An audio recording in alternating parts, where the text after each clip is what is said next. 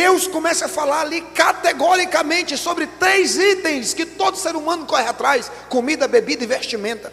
Tem gente que pega esse texto e prega sobre relacionamento, não tem nada a ver com relacionamento. Ah, pastor, porque eu vou buscar o reino de Deus, Deus vai me dar meu casamento. Tem nada a ver. Esse texto, irmãos, ele pode até ser usado para essas outras coisas, mas Jesus é categórico ali a respeito de comida, bebida e vestimenta. Ele diz assim: por que vocês andam preocupados com estas coisas? Olha para os pássaros, eles não plantam, mas Deus cuida deles. Imagine de vocês, homens de pequena fé. E o versículo, irmão, 36, ele diz assim: olha, busque em primeiro lugar o reino de Deus, a sua justiça, e estas coisas. Ele não diz todas as coisas, ele é categórico: estas coisas vos serão acrescentadas. Pode prestar atenção, reino é prioridade, comida, bebida e vestimenta é acréscimo. Nós colocamos comida, bebida e vestimento como prioridade, e o reino é o acréscimo. Nós precisamos entender que o reino de Deus, ele não está ali, ele não está acolá. O próprio apóstolo Paulo diz, ele está dentro de nós. O reino de Deus não é comida, não é bebida. O reino de Deus é alegria, justiça e paz no Espírito.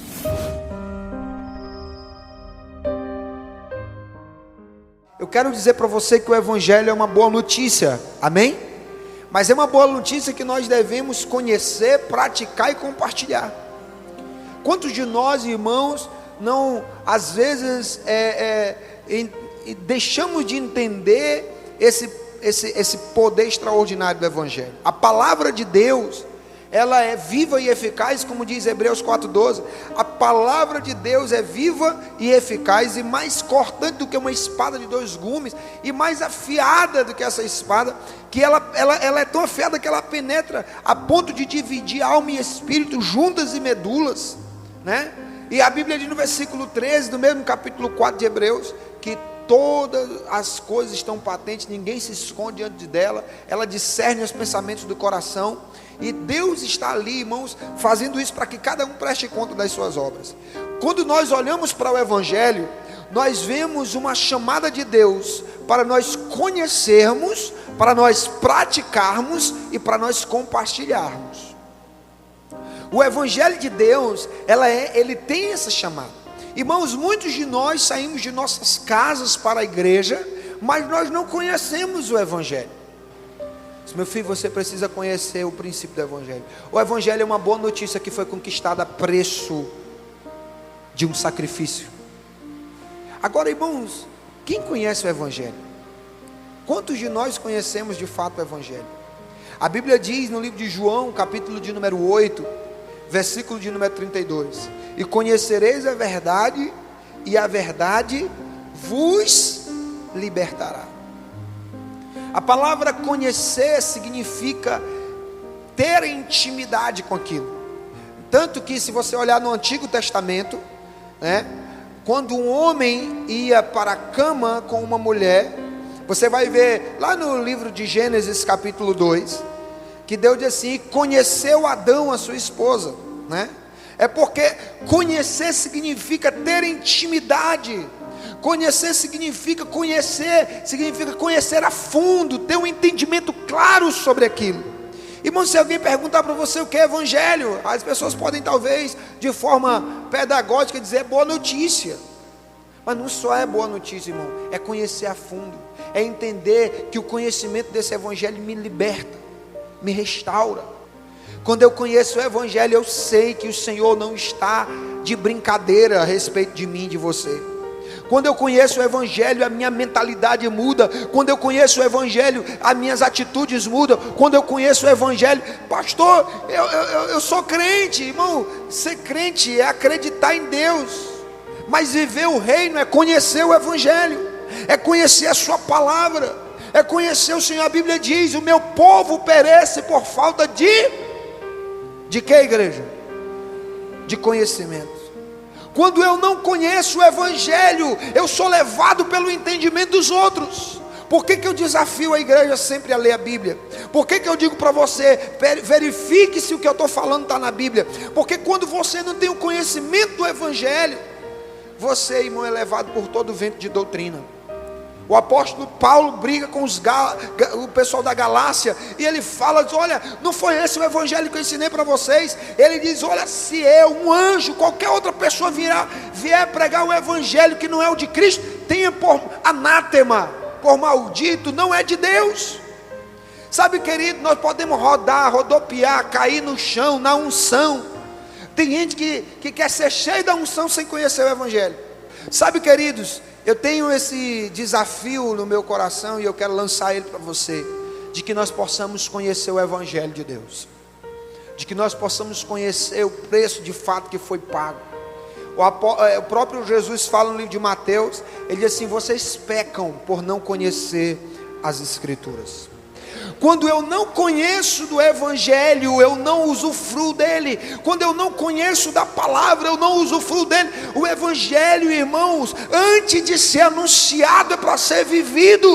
Eu preciso conhecer esse evangelho da parte de Deus. Eu preciso conhecer a palavra de Deus. Eu preciso dedicar tempo da minha vida para conhecer a palavra de Deus. Irmão, como eu estou me dedicando a conhecer a palavra de Deus. 20 anos lendo a Bíblia. Eu já leio a Bíblia há 20 anos, irmãos. Leio a Bíblia há 20 anos. Raramente há um dia que eu não li a Bíblia nesses 20 anos. E toda vez que eu leio, eu fico impactado com o que ela me apresenta. Toda vez que eu abro a Bíblia, eu vejo tantos erros em mim. Quando eu olho a Bíblia, na verdade eu abro a Bíblia e a Bíblia me abre. Porque é isso que acontece, toda vez que você abre a Bíblia abre você. E ela começa a revelar para você quem você é e quem Deus quer que você seja. Então nós precisamos conhecer o evangelho. Nós precisamos decidir conhecer dia a dia o evangelho. Sabe o que os discípulos faziam com Jesus? Eles conheciam Jesus. Irmão, quem conhece o evangelho tem sede de Deus. Quem conhece o evangelho tem sede da palavra. Quem conhece o evangelho entende o sacrifício que foi pago e tem sede por ele, sede de estar na presença dele. Quando você olha para o cenário mundial, sabe o que você vê? O evangelho se cumprindo. Você vê a palavra de Deus se cumprindo. Nenhuma das palavras que Deus disse caiu por terra, todas elas estão se cumprindo. Quem está me entendendo aqui, diga glória a Deus. Então, irmãos, se no passado Deus revelou o futuro, nós devemos conhecer o evangelho, porque existe da parte dele algo para nossas vidas. A Bíblia diz que nós precisamos conhecer a saída de Deus. Oséias capítulo 6 versículo 3, conheçamos e prossigamos em conhecer ao Senhor. Devemos conhecer a saída de Deus, porque como chuva ela vem, ela cairá sobre nós. Existe uma saída de Deus para nossas vidas, uma saída da miséria, uma saída da depressão, uma saída da pobreza, uma saída da inveja, uma saída do medo, uma saída da angústia, uma saída do pecado, uma saída das prisões espirituais. Existe uma saída, e essa saída está no evangelho. E eu quero profetizar que hoje vai arder no teu coração um desejo por conhecer o evangelho. Você vai querer conhecer a palavra de Deus. Quem pode responder isso com algum nível de fé, diga glória a Deus. Eu preciso conhecer mais. A Bíblia diz, irmão, pastor, e como é que eu faço para me conhecer? É impossível conhecer sem se relacionar. É impossível. Salmo 1 versículo 2, antes o seu prazer está na sua lei, e na sua lei ele medita de dia e de noite. Queridos, amar a Jesus e não amar a sua palavra é uma mentira, é uma hipocrisia. Quando eu amo a Jesus, é impossível eu amar, eu amo a Jesus. Quantas vezes você lê a Bíblia? Não tenho tempo para ler a Bíblia. Então seu amor é mentiroso, porque não tem como amar a Jesus e não amar a sua palavra, e não guardar a sua palavra. Nós precisamos conhecer. Quem está comigo aí, diga glória a Deus. Nós precisamos conhecer essa palavra, irmão. O amor, quando você conhece, irmão, você sabe por que às vezes o sangue está dando no meio da canela e eu estou tranquilo? Me lembro que uma vez alguém disse assim: pastor, o senhor não está vendo a realidade, não? Eu digo, eu estou vendo as duas realidades. Quando nós conhecemos o evangelho, nós sabemos que ainda que tudo esteja mal, está no controle do Senhor. A gente fica tranquilo. A Bíblia diz que o profeta Eliseu ele começava a revelar todos os planos do rei que queria atacar Israel. E um dia esse rei, vamos matar esse profeta. E ele mandou de madrugada um exército enorme cercar a casa do profeta. E o profeta acordou. E o servo do profeta foi do lado de fora. E quando o servo do profeta olhou do lado de fora, que viu aquele exército enorme, meu Deus, se desesperou. Falou para o profeta, e o profeta na cadeira estava, na cadeira ficou. A resposta do profeta foi: mais são aqueles que estão conosco do que os que estão com eles. E o menino desesperado, meu Deus, e agora? O profeta disse: Senhor, abra os olhos. E quando Deus abriu os olhos daquele menino, ele viu miríades e miríades de anjos e os seus cavalos e carros de fogo. Quem pode dar glória a Deus por isso? Quem conhece o evangelho sabe que por maior que seja a oposição do teu inimigo, maior ainda é a ação de Deus em tua direção. Muito maior, irmãos, porque o evangelho é assim. Quem conhece o evangelho não tem medo.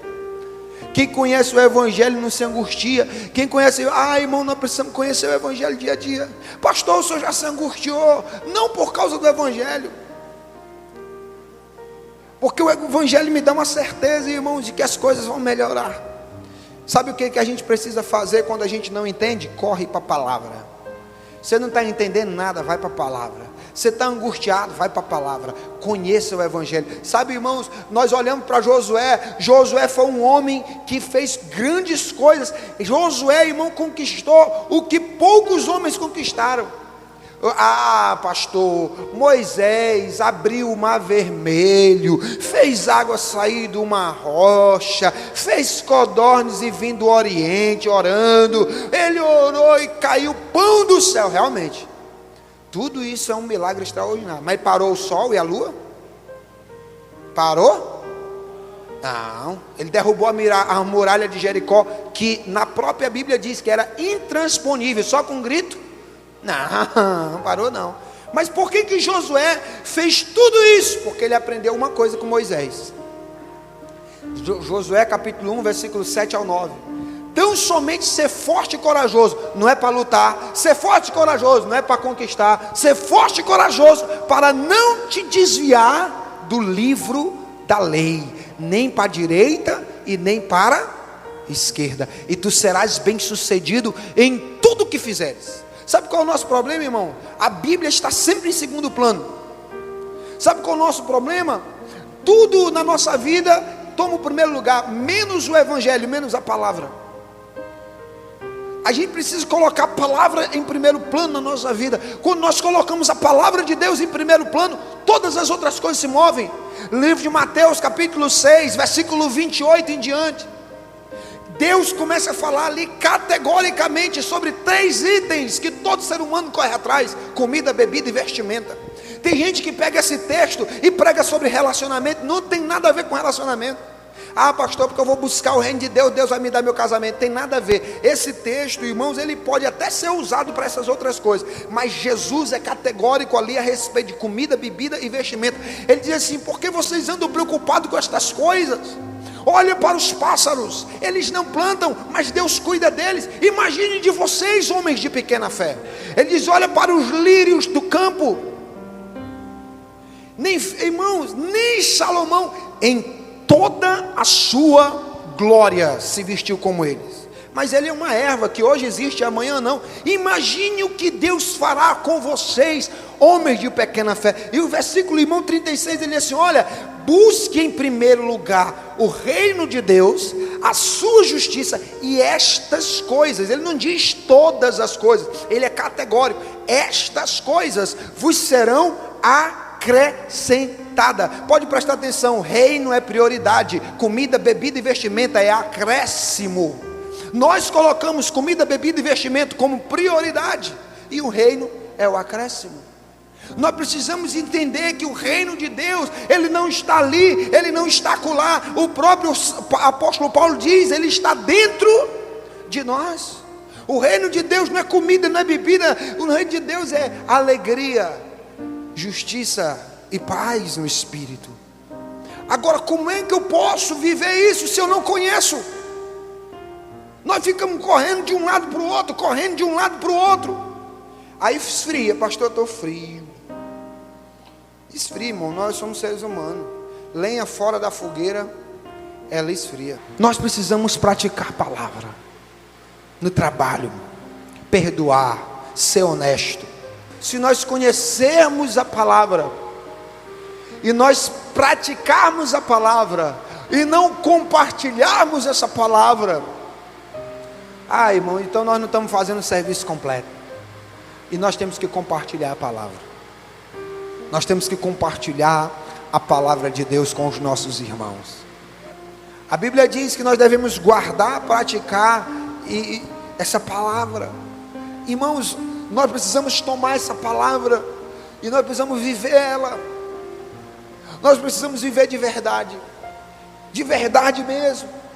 Precisamos praticar essa palavra dia a dia na nossa casa, no nosso trabalho, e precisamos compartilhar essa palavra.